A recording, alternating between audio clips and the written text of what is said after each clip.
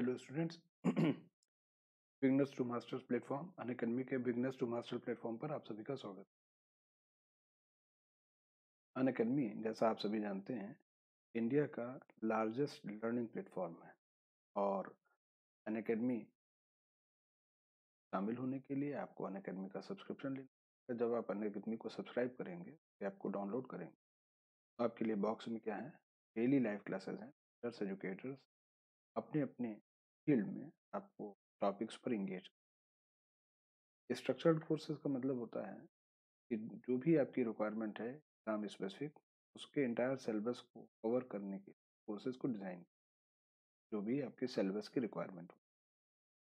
Live test quizzes जो educators हैं, जो मेंटर्स हैं, ड्यूरिंग कोर्स ऑफ जो क्लास होते हैं लाइव टेस्ट और क्विज़ेस करते हैं और इससे आपकी जो अपनी जो तैयारी है उसके बारे में आपको जानकारी।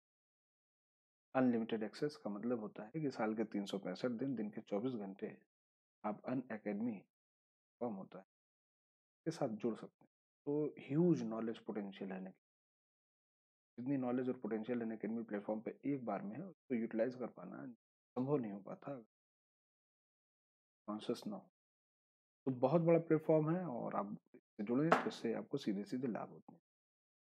अन अकेडमी की ऐप को डाउनलोड करें, प्ले स्टोर्स पर है और इसके बाद फिर आप उसको सब्सक्राइब करके जुड़ सकते हैं। तो मेरे कोड रेफरल कोड SPVJP का भी यूज़ कर सकते हैं। मैं विजय पांडे हूँ। विजन IST में पिछले 17 साल से जो को साइंस टेक्नोलॉजी और एनवायरनमेंट इकोलॉजी सिविल सेवा का सेगमेंट फिल्म्स और में दोनों के लिए गाइड करता हूँ। थर्ड पेपर में जो इंटरनल सिक्योरिटी का सब सेगमेंट है सिविल सेवा मुख्य के लिए भी मैं गाइड करता हूँ और इंटरव्यू क्लासेस के लिए भी स्टूडेंट्स को गाइड करता हूँ। मेरे कॉन्ट्रीब्यूशन के लिए इंडिया टुडे जून 2007 में मेरा नाम मेंशन। अन अकेडमी में बहुत सारे टॉप एजुकेटर्स हैं जिनकी all India ranking Sudarshan Gurjar, Ayush, Ashish, Prakash Kumar तरीके से अनेक ऐसे हैं जो अन अकेडमी प्लेटफॉर्म से जुड़े। ये टॉप एजुकेटर्स हैं अपनी अपनी रिस्पेक्टिव फील्ड के। अगर आप SPVJP कोड का प्रयोग करते हुए अन अकेडमी से जुड़ते भी हैं तो उसके बाद जुड़ने के बाद आप अन अकेडमी की किसी भी टॉप एजुकेटर के कोर्सेज को देख सकते हैं, उनके वीडियोज हैं उनको देख सकते हैं, कोर्सेज को ज्वाइन कर। लगातार अन अकेडमी नए नए कोर्स जो है आता रहता है। हर महीने, हर हफ्ते, हर दिन नए कोर्स लॉन्च होते हैं, इसलिए आप कभी लेट नहीं होते कि मैंने पहले ज्वाइन कर लिया होता तो ऐसा होता। ये ट्रेडिशनल कोचिंग नहीं है जिसमें कोर्स एक डेट पर ही स्टार्ट होगा। ये रोज रोज नए नए, हर हफ्ते, हर महीने नए नए कोर्स लॉन्च होते हैं, आप कभी भी इसको ज्वाइन कर। अच्छा, जो अनअकैडमी है अगर उसको आप सब्सक्राइब करते हैं तो प्लस अगर आप सब्सक्रिप्शन लेते हैं, अनअकैडमी का प्लस सब्सक्रिप्शन है, तो इसमें 1 साल की फीस 49,500 है, 2 साल की फीस 72,000, 3 साल की फीस 90। थोड़ा थोड़ा इंक्रीज है और समय उस हिसाब से अनुपात से बहुत ज़्यादा हो। अगर आप SPVJP रेफरल कोड को यूज़ करते हैं जो लिखा है रेड कलर में, आपको फीस को 10% से डिस्काउंट 44,500 रुपीज़ के लिए, 64,800 रुपीज़ और 81,000 जो है 36 मंथ क्रमशः आप कह सकते 10% का फीस डिस्काउंट मिलता है अगर आप रेफरल कोड। आइकॉनिक जो सब्सक्रिप्शन होते हैं थोड़े से महंगे होते हैं लेकिन फिर उसमें पर्सनलाइज्ड जो है आप कह सकते हैं जो है अटेंशन मिलता है, एक पर्सनल कोच मिल जाता है आपको, जो है प्रोफेशनल जो फीडबैक होता है वो मिलने लगता है जो पर्सनलाइज्ड होता है। डेली आपको क्वेश्चन आंसर सेशन मिल जाते हैं गाइड करते हैं। तो इस तरीके का जो आइकॉनिक सब्सक्रिप्शन है थोड़ा सा महंगा है। जैसे प्लस कैटेगरी में जो सब्सक्रिप्शन 49,500 का था, आप केवल 20,000 और देंगे 69,500, तो आप आइकॉनिक में आ जाए और इसमें आपको जो पर्सनल मेंटरशिप है वो मिल जाएगी। कोड मेरा वही है SPVJP। आप प्लस में या आइकॉनिक में यूज़ करेंगे आपको 10% का डिस्काउंट सीधे सीधे मिल जाएगा, आप ये प्लेट पर देख भी रहे। अच्छा, अन अकेडमी में क्योंकि अब जो ऑप्शनल की क्लासेस हैं वो भी शुरू कर दी गई। 1 साल की फीस इसमें 27,500 है। अगर आप किसी ऑप्शनल सब्सक्राइब को भी सब्सक्राइब करते हैं, ऑप्शनल के लिए भी सब्सक्राइब करते हैं और अगर आप मेरे कोड SPVJP को यूज़ करते हैं, स्टिल आपको 10% का डिस्काउंट मिल जाएगा, तो 24,750। तो सब्जेक्ट आपके ऑप्शनल के जो भी हों आप उसमें से चयन कर सकते हैं और ज्वाइन कर सकते हैं। तो ये 10% का डिस्काउंट आपको किसी भी कोर्स को आप लें, S P BJP referral code को यूज़ करेंगे तो 10% का डिस्काउंट आपको सिविल सर्विसेज जो कैटेगरी है उसमें ज़रूर मिल जाए। अच्छा क्योंकि मैं बिगनर्स टू मास्टर्स जो सेशन ले रहा हूँ इसमें मैं भारत की इंटरनल सिक्योरिटी के संबंध में चर्चा कर रहा हूँ। भारत की जो इंटरनल सिक्योरिटी है ये जीएस पेपर 3 का एक बहुत इंपॉर्टेंट सेगमेंट, और साथ ही साथ जीएस पेपर 3 के इंपॉर्टेंट सेगमेंट होने के साथ साथ जो बच्चे असिस्टेंट कमांडेंट सीएपीएफ का इंटरव्यू वगैरह दे रहे हैं उनके लिए भी ये चर्चा बहुत इंपॉर्टेंट है। तो देखिए जो जो जीएस पेपर 3 है उसमें इंटरनल सिक्योरिटी की जो डायमेंशंस हैं लगातार हम चर्चा कर रहे हैं, पहले भी हमारी लेक्चर सीरीज आपने देख रखी।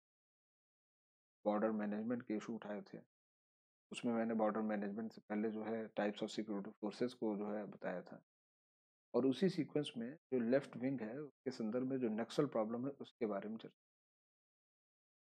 तो जिसे हम नक्सल प्रॉब्लम कहते हैं, जिसे हम नक्सल समस्या कहते हैं, वो एक आंदोलन के रूप movement के रूप में पश्चिम बंगाल के दार्जिलिंग है, जो दार्जिलिंग जिला है, जो दार्जिलिंग है उसका सिलीगुड़ी परगना, उसका सिलीगुड़ी जो सब डिवीजन है उसमें नक्सलबाड़ी ग्राम से शुरू तो क्योंकि नक्सलबाड़ी ग्राम से ये आंदोलन प्रारंभ हुआ, ये हिंसक प्रकार का था, इसीलिए इस प्रकार के आंदोलन को नक्सलिज्म कहा जाता है, नक्सलवादी।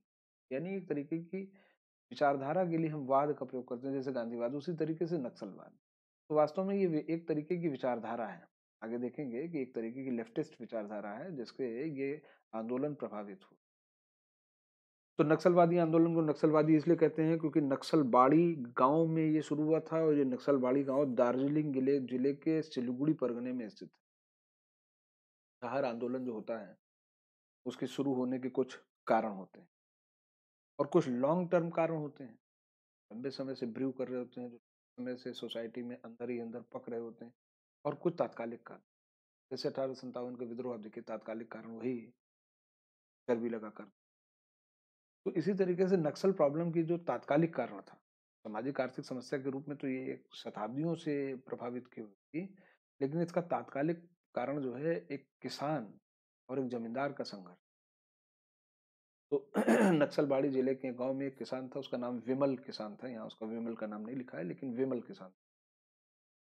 तो जो विमल है उसको एक जुडिशियल डिक्री मिली, उसको एक न्यायिक आदेश, जो जमीन संबंधी अपने जमींदार से विवाद था, न्यायालय से उसको एक जुडिशियल डिक्री मिली, एक न्यायिक आदेश मिला, और इस न्यायिक आदेश का के द्वारा उसे अपनी जमीन को जोतने का अधिकार मिल गया।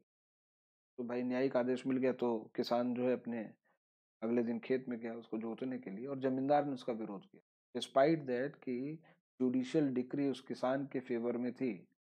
जमींदार जो क्षेत्र का प्रभावी था उसने विरोध किया, इसमें विमल किसान घायल हो गया। किसान घायल हो गया, आसपास में जो ट्राइबल्स थे और जो आप कह सकते हैं पीजेंट्स थे, जो किसान थे, वो एकत्रित हो गए और उन्होंने जमींदार के ऊपर हमला कर दिया, उसके घर पर हमला कर।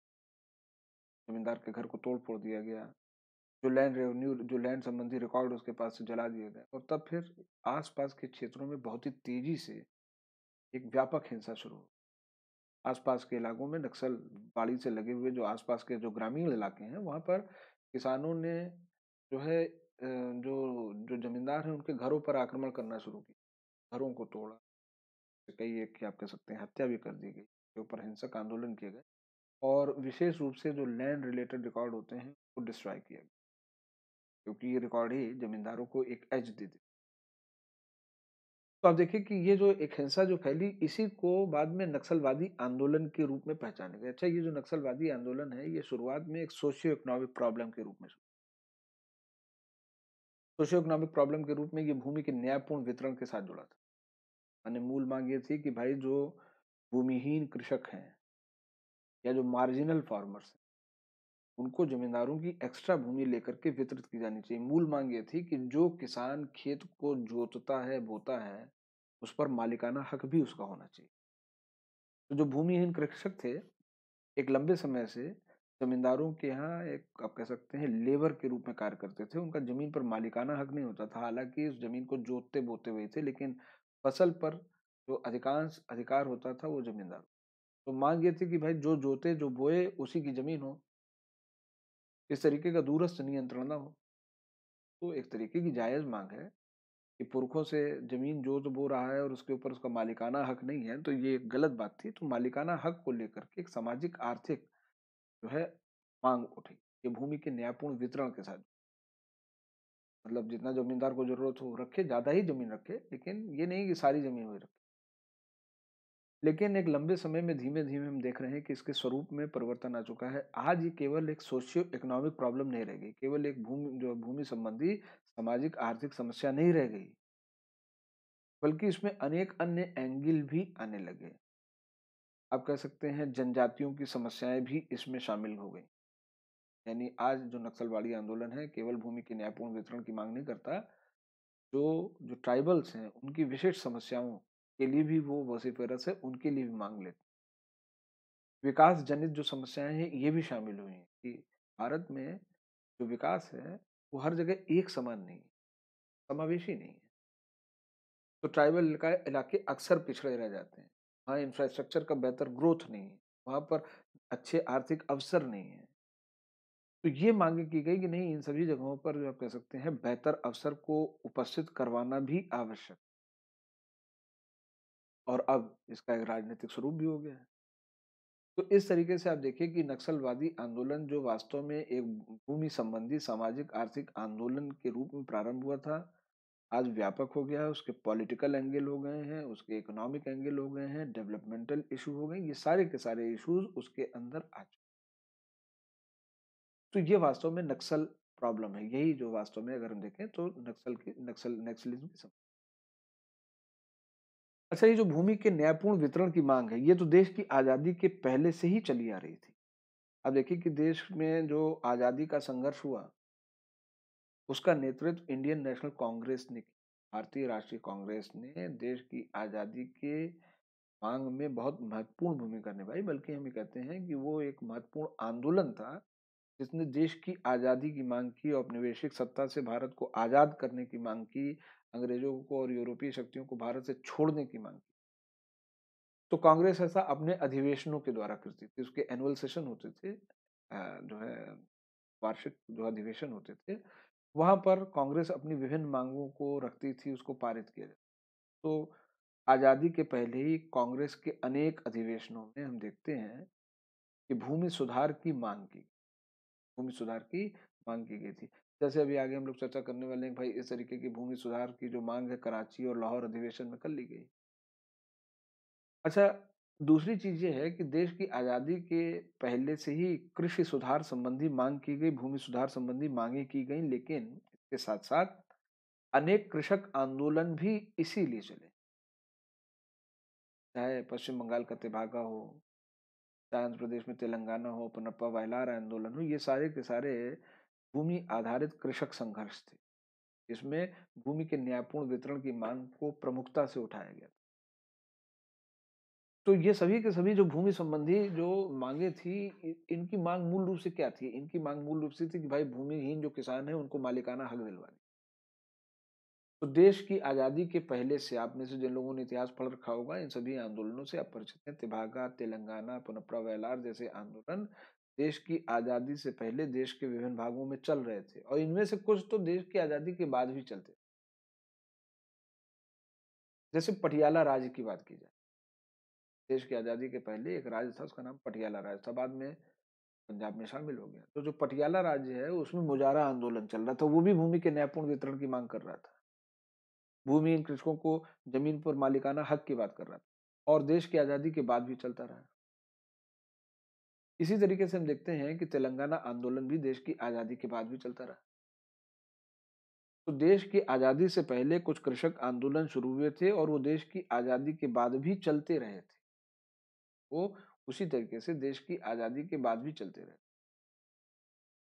अच्छा, देश की आजादी के पहले जो कांग्रेस पार्टी है वो एक प्लेटफॉर्म के रूप में थी। कांग्रेस पार्टी एक राजनीतिक दल ना होकर के एक तरीके का मूवमेंट था, एक तरीके का आंदोलन था।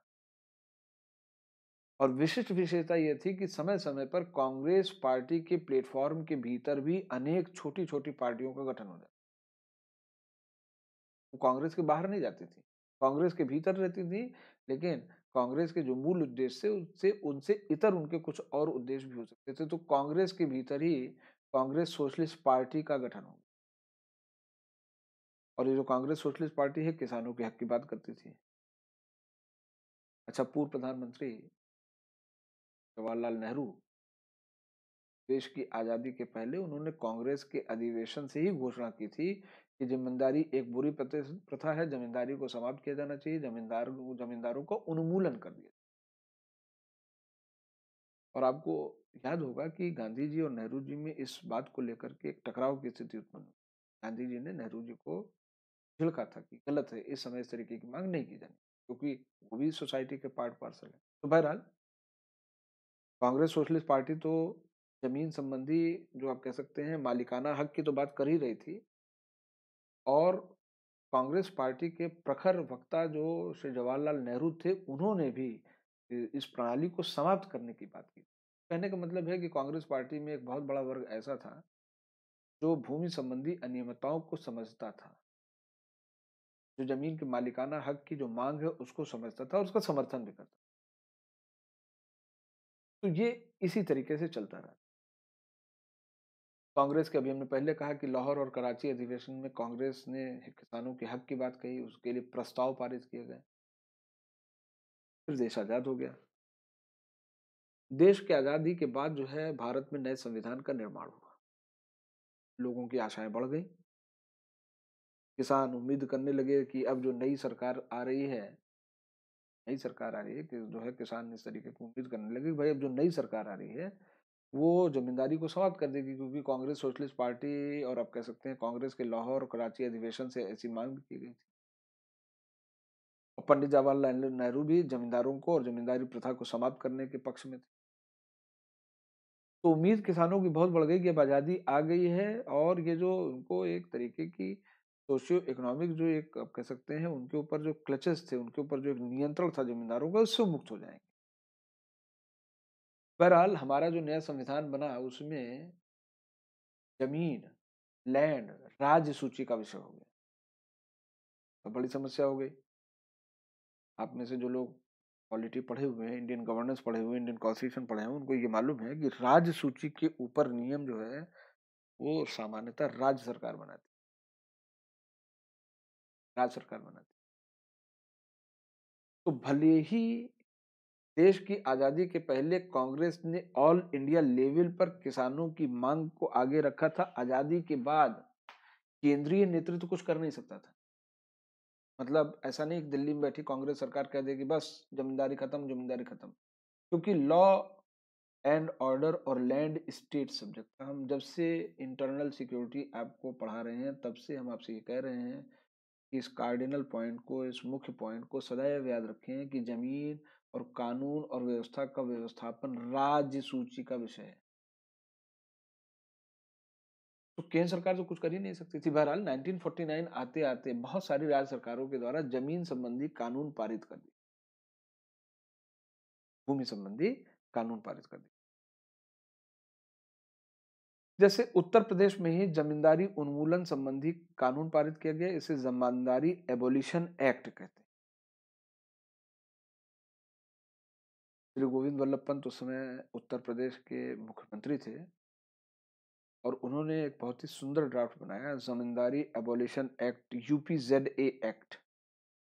यूपीजेडए एक्ट, यूपीजेडए एक्ट पूरे हिंदुस्तान में जमींदारी उन्मूलन का एक मॉडल ड्राफ्ट बन गया, और अनेक राज्य सरकारों ने यूपीजेडए एक्ट के आधार पर अपने अपने यहाँ जो है आप कह सकते हैं जमींदारी उन्मूलन कानून पारित किए। मध्य प्रदेश, बिहार, मद्रास, असम, इन सभी में कह सकते हैं जमींदारी एबोलिशन एक्ट पारित हो गया। तो अगर एक एक पीस ऑफ लॉ, एक आप कह सकते हैं एक तरीके की जो लॉ है, अगर वो जमींदारी को एबॉलिश कर देती है तो क्या वास्तव में जमींदारी समाप्त हो गई? इसको ऐसे समझें कि अगर दहेज प्रथा निषेध अधिनियम के द्वारा सरकार दहेज को समाप्त घोषित कर देती है, उसके लेन देन के ऊपर दंड की व्यवस्था रखती है, तो क्या पूरे हिंदुस्तान में दहेज का निषेध हो गया? आज कोई दहेज नहीं लेता क्या? कि लेता है? लेता है। तो नियम बन जाने से चीज़ें बदल नहीं जाती। उसी तरीके से ज़ेड-ए एक्ट्स, ज़मींदारी एबॉलिशन एक्ट, ज़मींदारी उन्मूलन कानूनों के आप कह सकते हैं हट जाने के बाद, जो ज़मींदारी उन्मूलन एक्ट है उनके बन जाने के बाद सॉरी, ज़मींदारी अगर हट गई तो वास्तव में समाप्त नहीं हुई। ये तो केवल नियम थे। अच्छा, भूमिपति इसके विरोध में न्यायालय में चले गए, जो विभिन्न भूमिपति थे। अच्छा, ज़मींदारी एबॉलिशन एक्ट क्या कहती है? कहती है कि भाई ज़मींदारी समाप्त, यानी ज़मीन पर जो मालिकाना हक था ज़मींदारों का वो समाप्त हो। अब मालिकाना हक कैसे होगा? कोर्ट के द्वारा एग्जीक्यूटेबल होगा। कोर्ट में जाइए, अगर आपके पास लैंड रिकॉर्ड है तो कोर्ट्स के माध्यम से आदेश प्राप्त कीजिए और अपने मालिकाना हक को ले लीजिए। तो ज़मींदारी एबॉलिशन एक्ट ने इन आप कह सकते हैं जो ज़मींदारी एबॉलिशन एक्ट है उसने जो है ज़मींदारी को विभिन्न राज्यों में समाप्त तो कर दिया। विभिन्न राज्यों में ज़मींदारी को समाप्त तो उसने घोषित किया।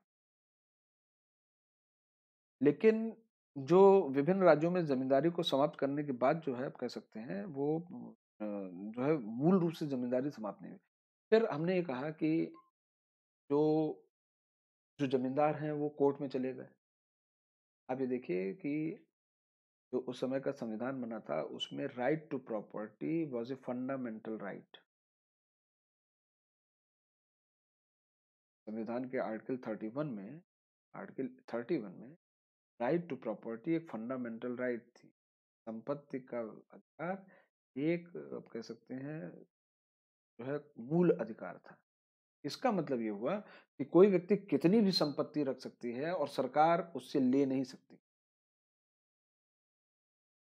तो जिन जमींदारों का जमींदारी अधिकार जो है खत्म किया गया था वो तो कोर्ट चले गए।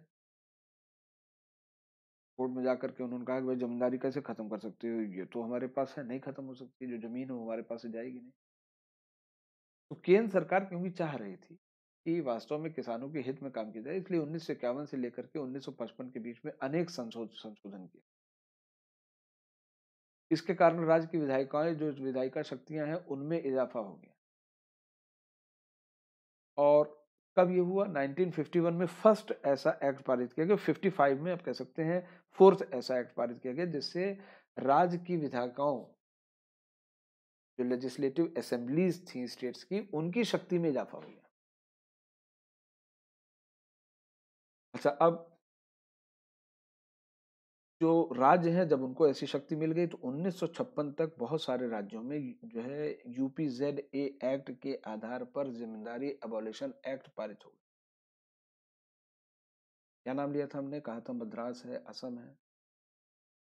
इस तरीके के राज्यों में उत्तर प्रदेश के जो कह सकते हैं एक्ट है उसके आधार पर जमींदारी एबोल्यूशन एक्ट पारित हो गया।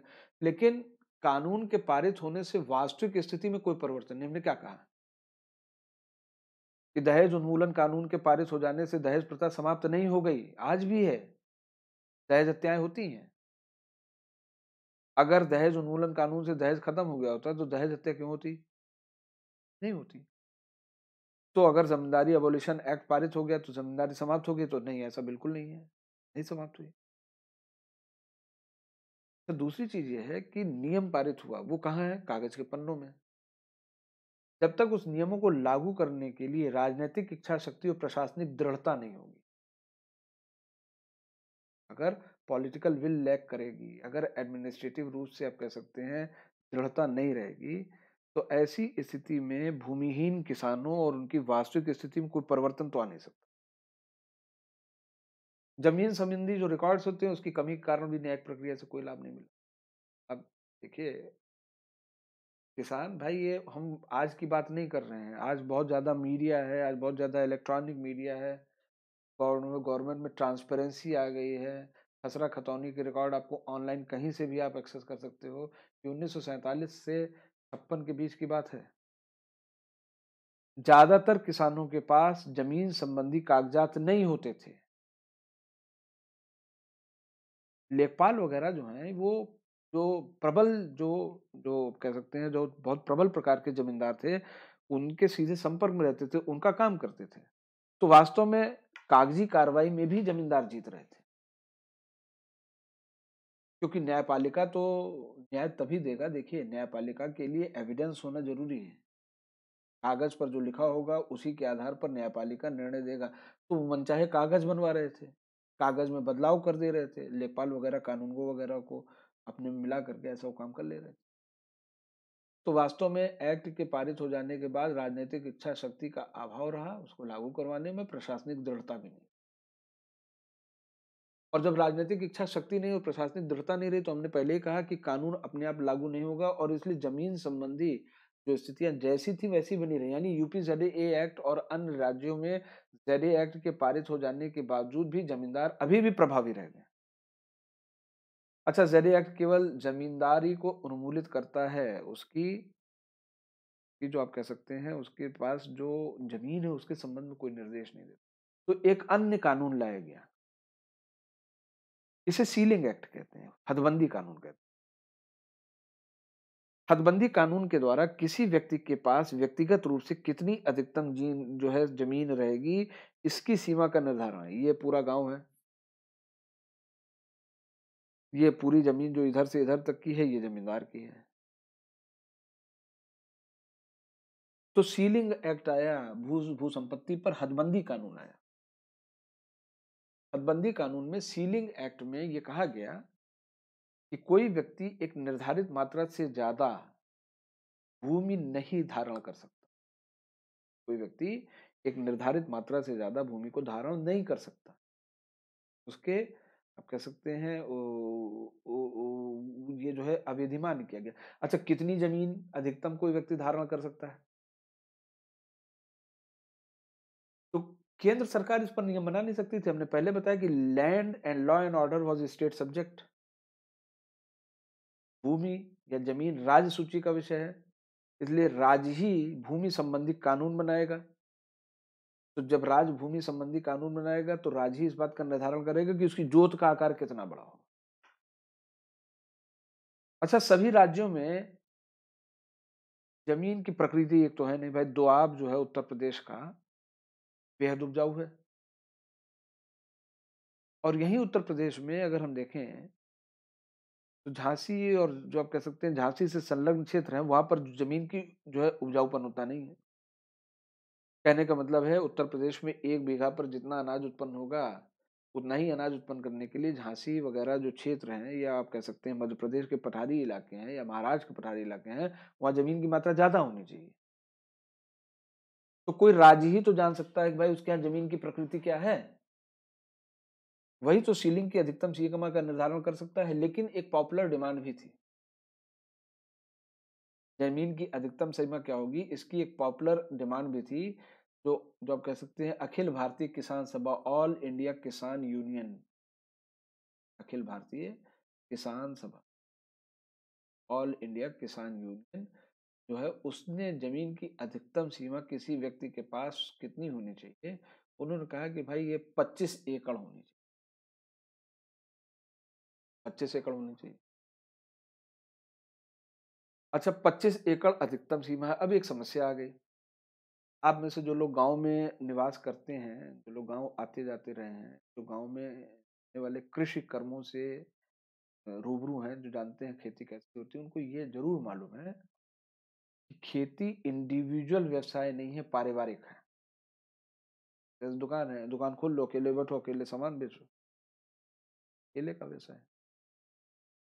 खेती किसानी जो है ये इंडिविजुअल की नहीं है, ये वास्तव में सामूहिक है, पारिवारिक है। समस्या क्या हुई कि जो आप कह सकते हैं सीलिंग एक्ट है, उसने जमीन की सीमा कितनी होनी चाहिए इसका निर्धारण व्यक्ति के स्तर पर किया। और ये जो प्रोफेशन है, ये वास्तव में जो है आप कह सकते हैं एक हाउस होल्ड का है। ज्वाइंट फैमिली है, जमींदार के परिवार में 80-100 लोग हैं, हर एक के नाम ने उसने 25-25 एकड़ जमीन कर दी, तो उसके पास 2500 एकड़ हुई जमीन।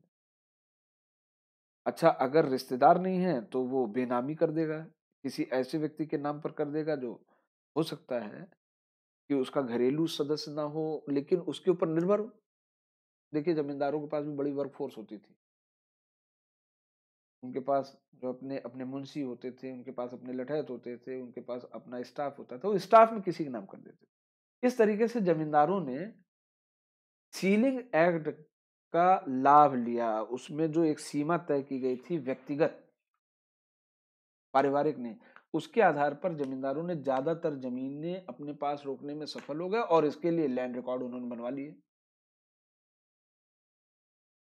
तो आप देखिए कि हदबंदी कानून, सीलिंग एक्ट के पारित होने के बावजूद फिर कोई समस्या का निराकरण नहीं। अच्छा, जब ये निर्धारित किया गया सीलिंग एक्ट से कि कोई एक व्यक्ति अधिकतम कितनी जमीन को अपने अधिकार क्षेत्र में रख सकता है, नियम ये था कि भाई जो एक बार में जितना जोत बो सके उतना। मैकेनाइजेशन नहीं था, ये नहीं कि हर घर में ट्रैक्टर है, ठीक कुछ घर, हर एक घर में। तो वास्तव में मैकेनाइजेशन के अभाव में आप बहुत बड़ी जमीन को तो नहीं जोत बो सकते, एक छोटी ही जमीन को जोतेंगे बोएंगे। तो वास्तव में ये जो सीमा है व्यक्तिगत तौर पर निर्धारित की गई थी, क्योंकि किस जो है आप कह सकते हैं जमींदार के परिवार के हिसाब से, वो परिवार के हिसाब से व्यवसाय करते थे, ज्यादातर जमीनें रोक ली गई थी। नियम ये सोचा गया था कि जो अतिरिक्त जमीनें होंगी किसानों की, जो है जमींदारों के पास जो फवाजिल होंगी, जो अतिरिक्त होंगी, उनको सरकार अधिग्रहित कर लेगी, सहकारिताओं को बनाया जाएगा, कोऑपरेटिव्स को दे दिया जाएगा, और कोऑपरेटिव जो है कोऑपरेटिव फार्मिंग करवाएगी। गांव में कोऑपरेटिव बना देंगे, एक सहकारिता बना देंगे, और जितनी अतिरिक्त जमीन बचेगी, जो आप कह सकते हैं ग्रामीण जनता में जो ओनरशिप है उसको टाइटल डीड का निर्धारण करने के बाद जो अतिरिक्त जमीन होगी वो कहाँ आ जाएगी, वो अतिरिक्त जमीन जो है सहकारिताओं को आ जाएगी। सहकारिता फिर क्या करेगी कि आसपास के जो भूमिहीन कृषक हैं उनका नियोजन कर देगी और खेती होने लगेगी। समस्या ये है कि क्योंकि जमीन की सीलिंग जो है वो परिवार के आधार पर नहीं व्यक्तिगत आधार पर तय की गई थी, इसलिए हदबंदी कानून बहुत ज्यादा जो है उसको कोई लाभ नहीं मिला। ज्यादातर जमींदारों ने बहुत ही कुशलता पूर्वक अपनी ज्यादातर जमीनें बचा ली गई। अब बार बार जो है चुनौती मिल रही थी। जो हदबंदी कानून है उसको बार बार लगातार न्यायालय में चुनौती मिल रही थी। किस आधार पर? उसी आधार पर कि right to property is a fundamental right. तो वास्तव में सरकार सीधे नियम बना करके किसी जमींदार की जमीन को छीन नहीं सकती थी, क्योंकि right to property was a fundamental right. तो जिन जमींदारों को जमीन जा रही थी, हाई कोर्ट सुप्रीम कोर्ट पहुंच जाते थे, सरकार को चैलेंज कर देते थे कि भाई right to property is a private right, ये जो है right to property is a fundamental right. इसलिए सरकार सामान्य विधि का निर्माण करते हुए किसी भी जमींदार या किसी भी व्यक्ति की जो जो जो आप कह सकते हैं संपत्ति है उस पर अधिकार नहीं कर सकते। ऐसा हो रहा था। तो इसीलिए केंद्र सरकार के द्वारा किए जाने वाले प्रयास और राज्य सरकारों के द्वारा किए जाने वाले प्रयास जो है असफल हो रहे हैं। इस बीच श्रीमती इंदिरा गांधी के नेतृत्व में कांग्रेस पार्टी चुनाव में जबरदस्त सफलता प्राप्त की। 1971 में करनी भी थी। 1971 में पाकिस्तान दो टुकड़े में टूट गया था, बांग्लादेश का निर्माण हुआ था, इंदिरा गांधी का परचम पूरे हिंदुस्तान पर फैला रहा था, तो बहुत ज्यादा मैसिव पॉपुलरिटी थी, उनको तो जीतना ही जीतना था। अटल बिहारी वाजपेयी ने श्रीमती इंदिरा गांधी की तुलना दुर्गा देवी से की है, क्योंकि वास्तव में उनकी ये जो सफलताएं हैं, पाकिस्तान को तार तार कर देना, बांग्लादेश का निर्माण कर देना, वास्तव में ये बहुत ही साहसी कदम था उस काल के हिसाब। चुनाव में मैसिव सफलता के बाद इंदिरा गांधी जो है वामपंथी आइडियोलॉजी की ओर झुक रही थी, समाजवाद की ओर झुक रही थी, और इधर हदबंदी कानूनों को लगातार चुनौती मिल रही थी। इसलिए 1974 में श्रीमती इंदिरा गांधी ने 34th अमेंडमेंट एक्ट पारित करवा दिया। 1974 में श्रीमती इंदिरा गांधी ने 34th अमेंडमेंट एक्ट पारित करवा दिया, और हदबंदी संबंधी कानून, सीलिंग संबंधी सभी कानूनों को 9वीं अनुसूची में डाल दिया गया, 9th शेड्यूल में। उस समय 9th शेड्यूल में किसी भी लॉ को डालने का मतलब था कि जुडिशियल रिव्यू से वो अलग हो गया। ये भी एक बड़ी इंपॉर्टेंट चीज। जिस तरीके से अभी हमने एक इंपॉर्टेंट पॉइंट बना कि आजादी के बाद जिस कॉन्स्टिट्यूशन का निर्माण हुआ था उसमें right to property was a, जो आप कह सकते हैं फंडामेंटल राइट, उसी समय वास्तव में एक और बहुत आप कह सकते हैं जो है ये नियम निकल के आ रहे थे। ये सारे के सारे नियम उसी समय के हैं। तो जिस तरीके से right to property fundamental right था, और सप्रयास जो है इंदिरा गांधी की सरकार ने जो है वो 34वां संविधान संशोधन किया 1974 में, और हदबंदी संबंधी कानूनों को 9th शेड्यूल में रखा। उसी समय ये भी नियम था कि 9th शेड्यूल में अगर किसी लॉ को रख दिया जाएगा तो उसका जुडिशियल रिव्यू नहीं होगा, हालांकि बाद में संशोधन हो गया। और अगर आज सरकार किसी नियम को, कानून को 9th शेड्यूल में रखती है तो ये आप सोचिए कि उसका जुडिशियल रिव्यू होगा, नहीं, ऐसा नहीं है, जुडिशियल रिव्यू हो जाएगा, उसका जुडिशियल रिव्यू संभव है। बहरहाल उस समय संभव नहीं था।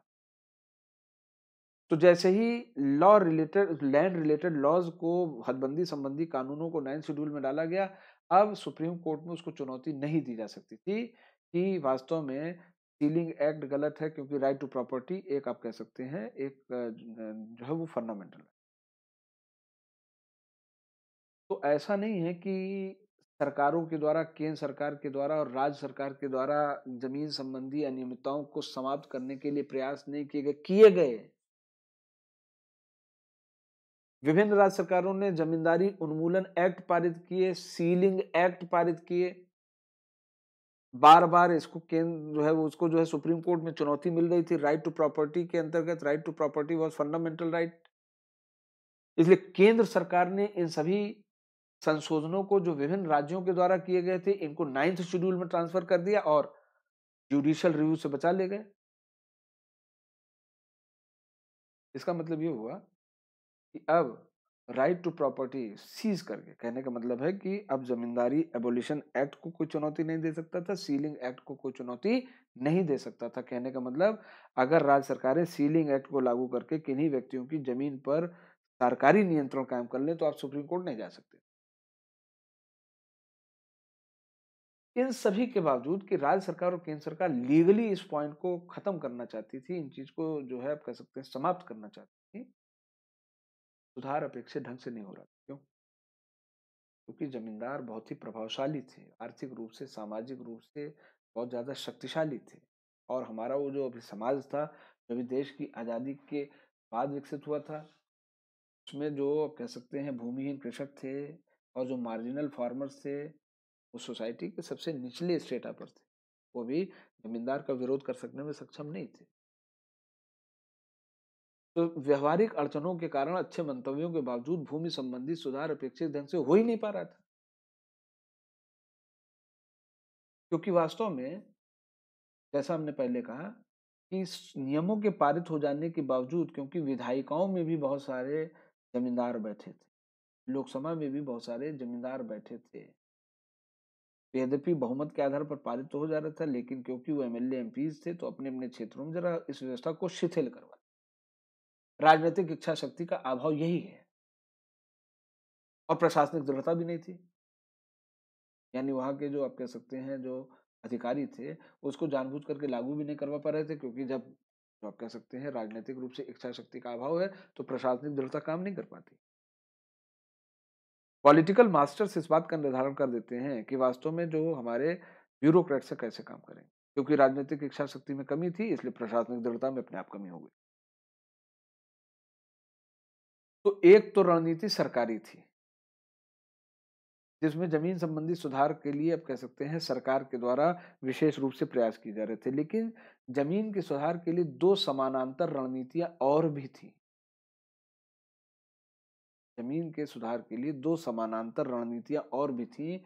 एक प्रकार की जो आप कह सकते हैं रणनीति थी, उसका सूत्रपात किया था आचार्य विनोबा भावे ने, जो एक गांधीवादी कार्यकर्ता थे, और एक कम्युनिस्ट पार्टीज के द्वारा एक लेफ्टिस्ट आइडियोलॉजी को प्रमोट किया गया। यहाँ पर आप देखिए, दूसरे पहले की जो लाइन है, गांधीवादी कार्यकर्ता आचार्य विनोबा भावे ने भूमि संबंधी अनियमितताओं को दूर करने के लिए 1950 के दशक से आंदोलन, गांधीवादी तकनीकों के आधार पर एक आंदोलन। आगे आ जाइए जरा, फिर पीछे लो। ये पहली लाइन है, भूमि संबंधी विसंगतियों को हल करने का एक तीसरा मार्ग कम्युनिस्ट। पहला मार्ग किसने उठाया था? केंद्र सरकार और राज्य सरकार ने।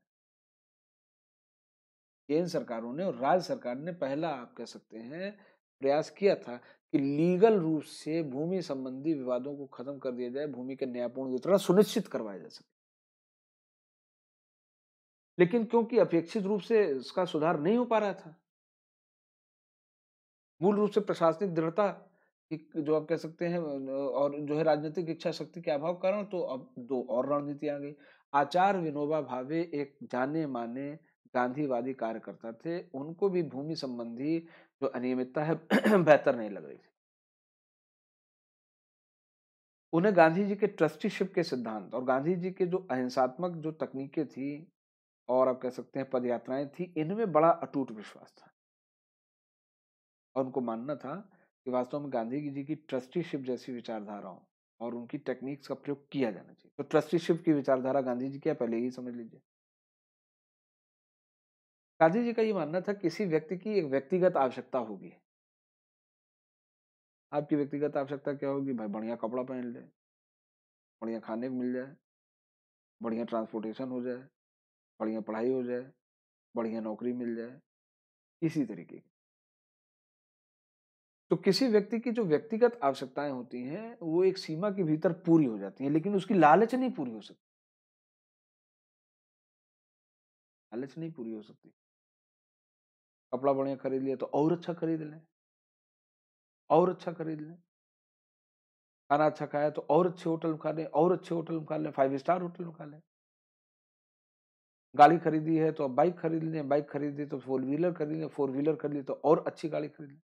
तो कहने का मतलब है किसी व्यक्ति की अपनी जो जो भौतिक आवश्यकताएँ हैं वो एक सीमा में पूरी हो सकती है, लेकिन उसकी लालच पूरी नहीं हो सकती। गांधी जी का ये कहना था कि विभिन्न पूंजीपतियों को, विभिन्न संपन्न लोगों को अपनी भौतिक आवश्यकताओं को पूर्ति करने के लिए आर्थिक संसाधन अपने पास रखने चाहिए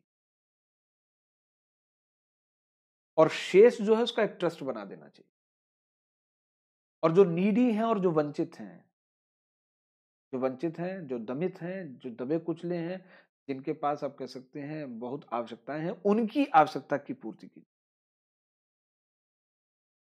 देखिए साम्यवाद के वर्ग संघर्ष के सिद्धांत से अलग है। साम्यवाद का वर्ग संघर्ष ये कहता है कि अगर सोसाइटी में एक वर्ग होगा, एक एलीट क्लास होगा और एक प्रोलेटेरियन होगा। एक जो आप कह सकते हैं एक एलीट क्लास होगा और एक प्रोलेटेरियन होगा और इनके बीच में एक आर्थिक खाई होगी और साम्यवाद कहता है कि वर्ग संघर्ष होना चाहिए, नीचे वालों को ऊपर उठना चाहिए, हथियारों के माध्यम से ऊपर वाले वर्ग को नष्ट करना चाहिए, उसके जो आप कह सकते हैं जो उसके जो संसाधन है उनका न्यायपूर्ण वितरण कर लेना चाहिए। यानी साम्यवाद वर्ग संघर्ष के सिद्धांत के आधार पर जो हिंसात्मक है, साम्यवाद वर्ग संघर्ष के आधार पर जो हिंसात्मक है, सामाजिक इक्वालिटी के लिए प्रयास कर रहा है, सामाजिक इक्विटी के लिए प्रयास कर रहा है। ये नियम हो गया।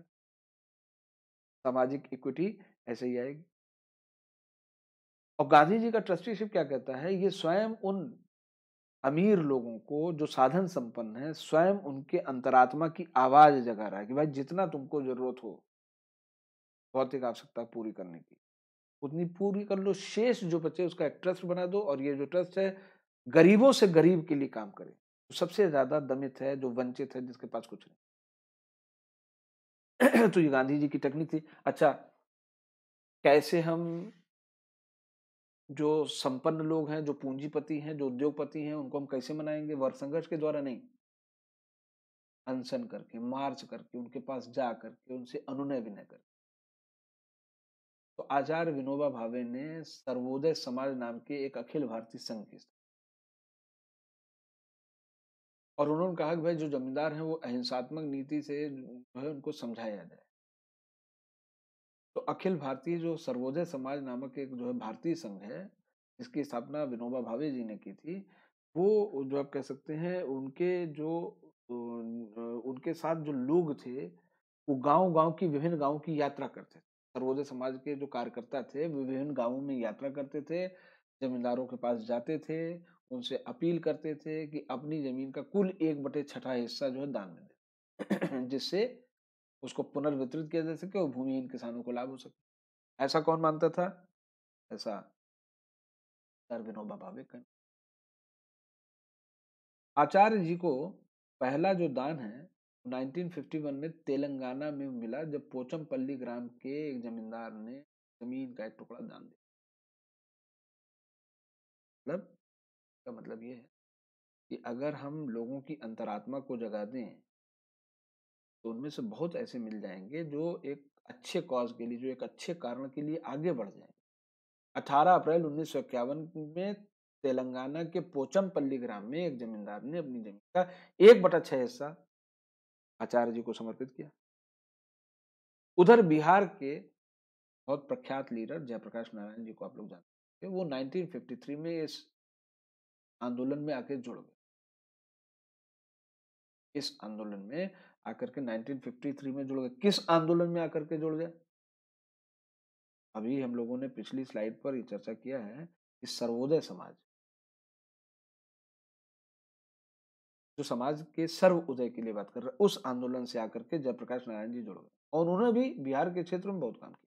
उद्देश्य ये रखा गया, सर्वोदय समाज का जो भूदान आंदोलन है उसका उद्देश्य रखा गया कि 5 करोड़ एकड़ जमीन को पूरे भारत से प्राप्त कर लिया।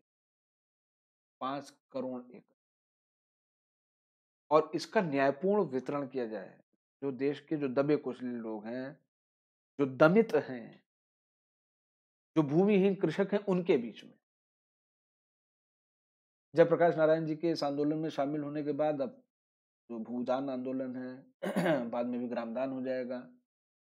इसका केंद्र उत्तर प्रदेश हो गया, बिहार और उत्तर प्रदेश में विशेष रूप से।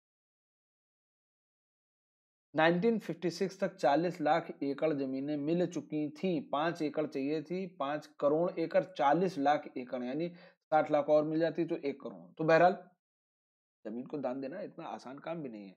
जिसके पास होता है वो जल्दी दान वान देता नहीं। 1955 आते आते आंदोलन ने एक नया रूप धारण कर लिया।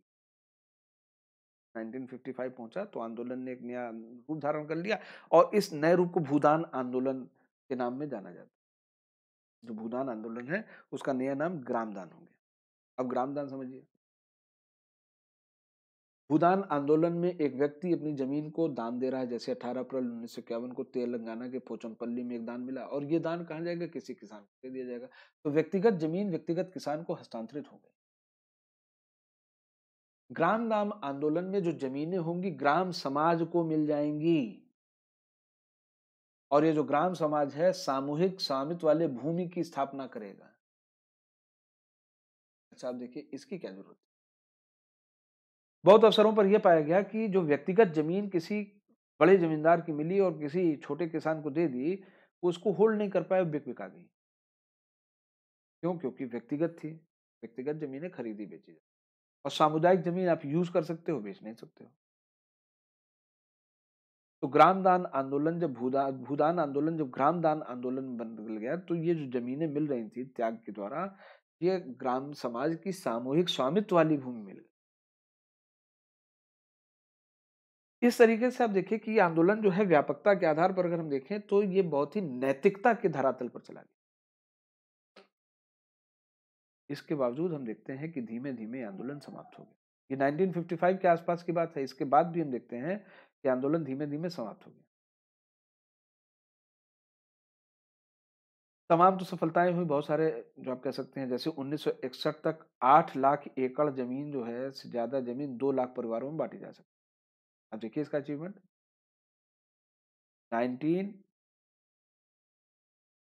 1951 में पहला जो है आप कह सकते हैं जो है आप कह सकते हैं भूदान मिला था, और 1961 तक 2 लाख परिवारों के बीच में 8 लाख एकड़ से ज्यादा जमीन बांटी जा चुकी थी, यानी ऑन एन एवरेज प्रत्येक परिवार को 4 एकड़ जमीन दी गई।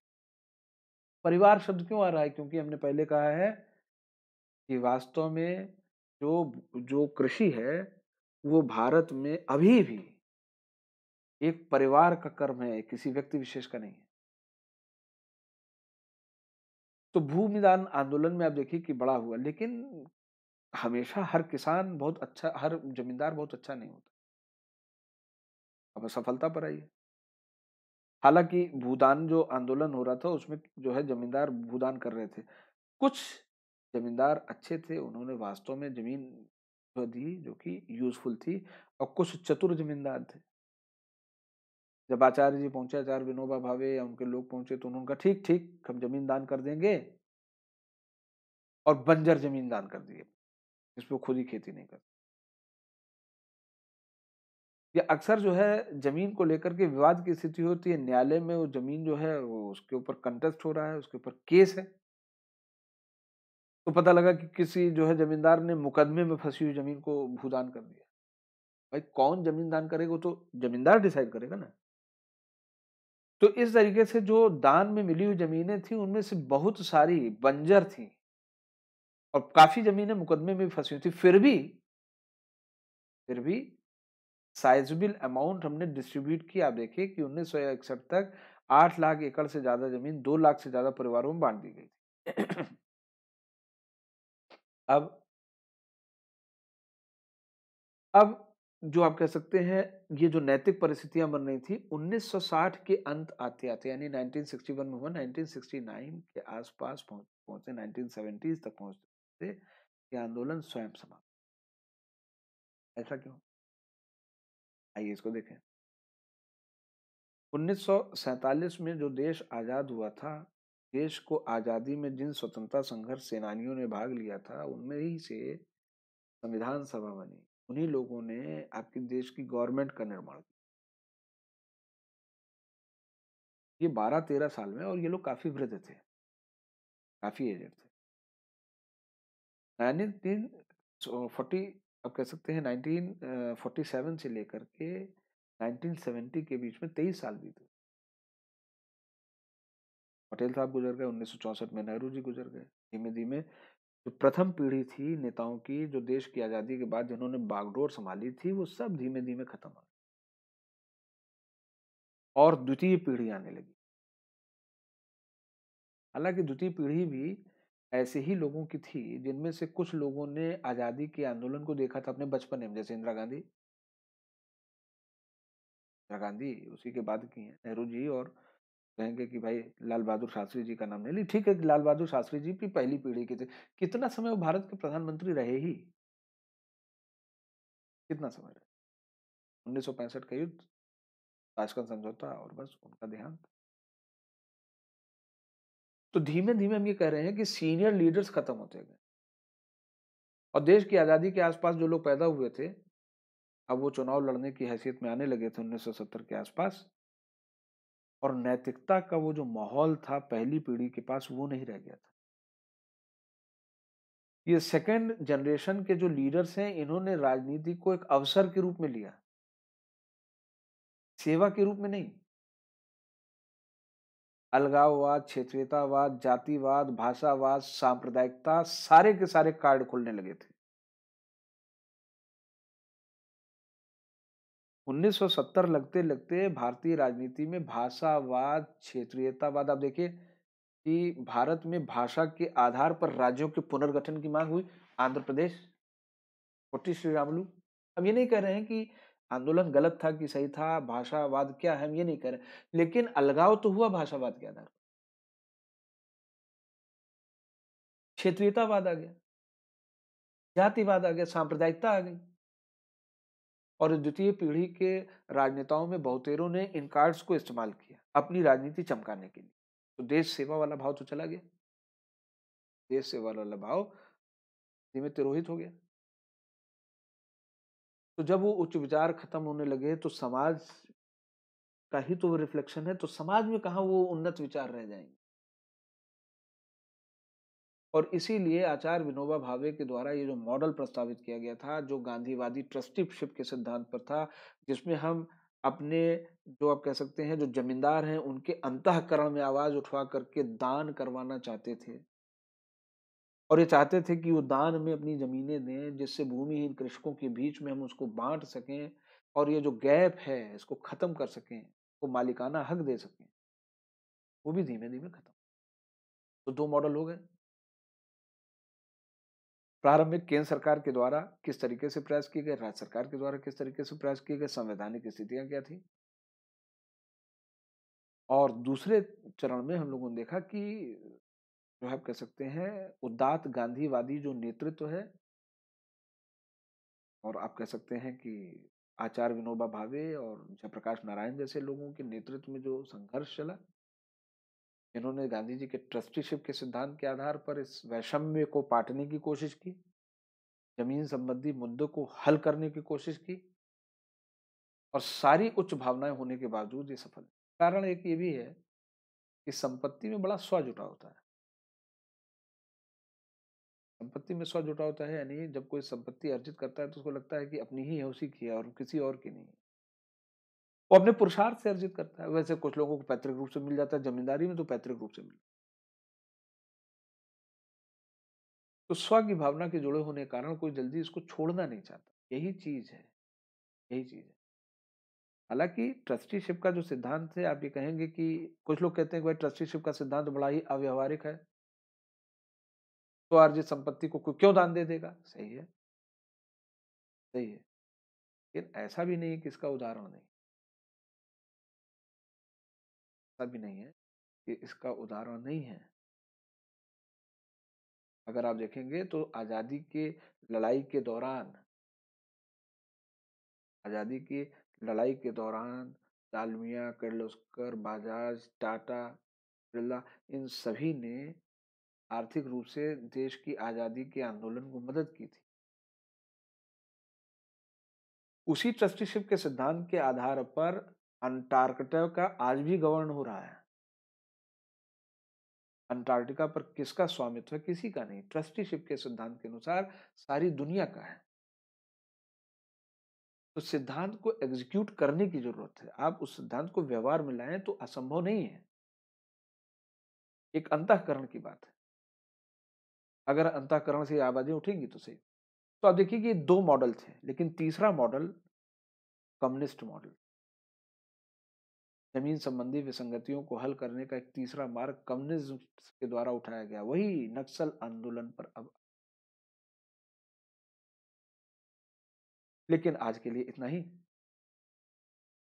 कल के लेक्चर में हम लोग नक्सलवाद कैसे शुरू हुआ, भूमि संबंधी विसंगतियों को हल करने के लिए जो कम्युनिस्ट के द्वारा जो मार्ग प्रशस्त किए गए थे वो क्या थे, और जैसा आप प्लेट में देख ही रहे होंगे कि कम्युनिस्ट पार्टी में 3 प्रकार के नेतृत्व का विलय हुआ। ये सब क्या चीजें हैं, इनके बारे में हम लोग चर्चा कल करेंगे। आज के लिए इतना ही। अगर लेक्चर पसंद आ रहे हो, अनअकैडमी को सब्सक्राइब कीजिए, हमारे कोर्स को ज्वाइन कीजिए, मेरे रेफरल कोड SPVJP का प्रयोग कीजिए। दोस्तों को बताइए कि इंटरनल सिक्योरिटी के लिए सिविल सेवा मुख्य परीक्षा के मद्देनजर आंतरिक सुरक्षा के संबंध में यूट्यूब चैनल पर फ्री ऑफ क्लासेस अवेलेबल हैं, और ये अभी 2 महीना चलने, तो पूरा इंटायर इंटरनल सिक्योरिटी में पर समाप्त कर दूँ।